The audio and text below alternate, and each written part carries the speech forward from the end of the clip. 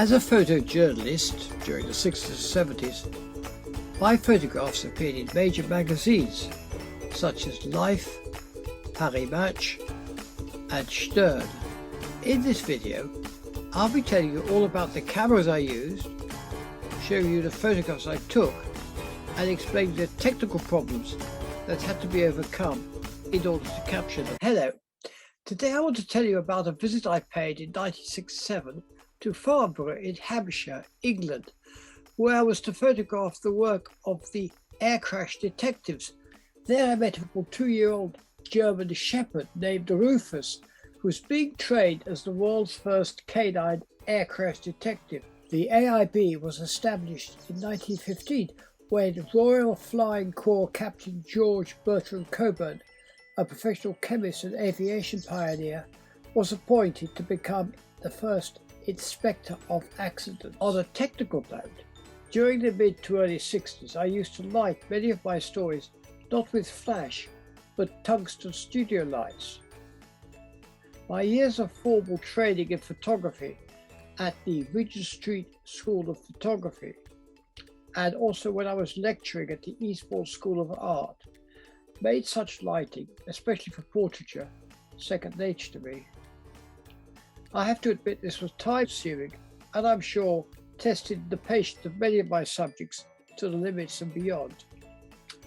All these photographs, by the way, were taken with my trusted Nikon cameras on Kodak Tri-X film, rated at between 400 and 800 ASA.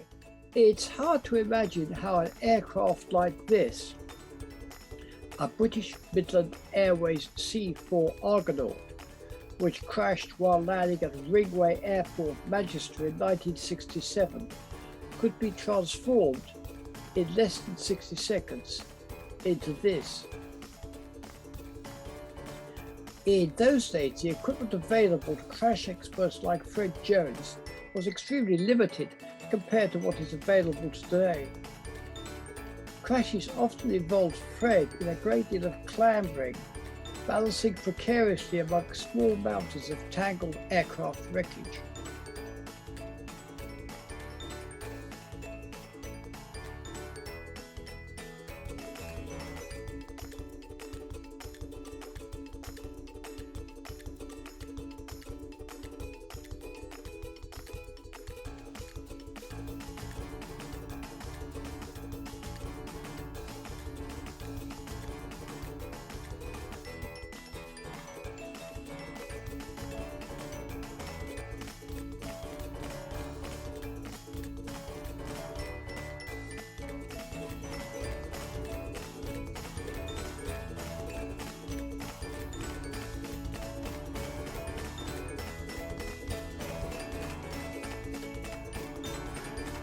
German Shepperd Rufus was first trained in a giant hangar to sniff out specific aircraft parts which had been coated in an odorous chemical by his trainer Mike.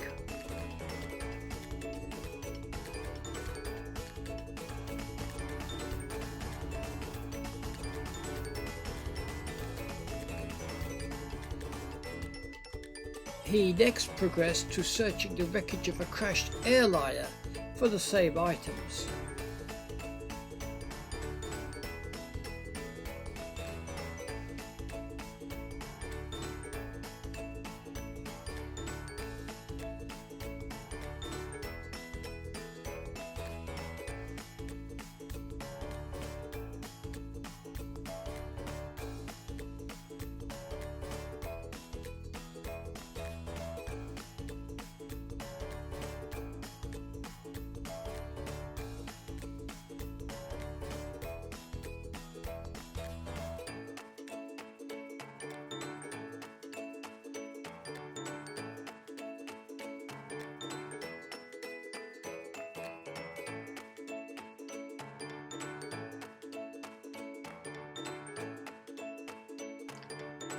Finally, he faced his hardest test of all, overcoming an animal's instinctive terror of fire to approach blazing wreckage while carrying out the same search.